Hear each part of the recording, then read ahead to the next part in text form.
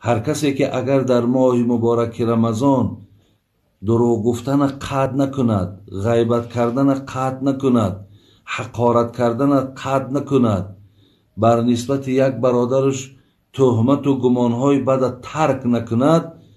الله مهربان گفته بود است که دیگر برای من حاجت نیست که تو خواه طعام میخوری، خواه مقصد از نوشابه ها می نوشی، دیگر اختیار در دست خودت. یعنی آن پاداش و ثوابی را که من خواستم بر تو تیم، صد افسوس که تو با این رفتارها و کردارهای بسیار زشت و نادرست تو مقصد آن ثوابها را و آن اجرها را از دست دادی. حتی حدیثی هم داریم که الصوم جنة ما لم یخرقها،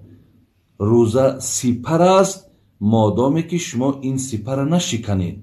یعنی معناش این است که شکستنش همین راه نادرست در ماه رمضان انتخاب کردن و در این ماه رمضان دروغ گفتن، در این ماه رمضان بیرحمی و بی انصافی کردن، این شایسته آدم روزدار نیست. برادران عزیز، از این لحاظ بین شرط ها را هم در داخل حدیث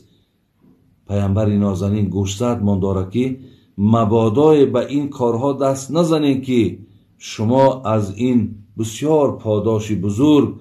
برادرای عزیز و گرامی محروم میشین. حتی بین در دوام حدیث میگه فَإِنْ صَابَهُ أَحَدٌ او قاتله فلیقل اینی صائم اینی صائم.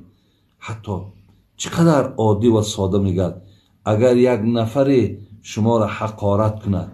حتی شما را اراده کشتن داشته باشد، شما در عوضش برادر عزیز میگه هیچگاه حقارت نکنین، بلکه جواب تو بر او آدم این باشد اینی صائم، من روزدار هستم. برادران عزیز و گرامی، انشاءالله فکر میکنم که این سخنهایی را که از حدیث قدسی برای شما بیان دارم انشاءالله شما را درک میکنین و در این ماه مبارک رمضان هیچگاه مقصد به این بی اهمیتی راه نمیتین.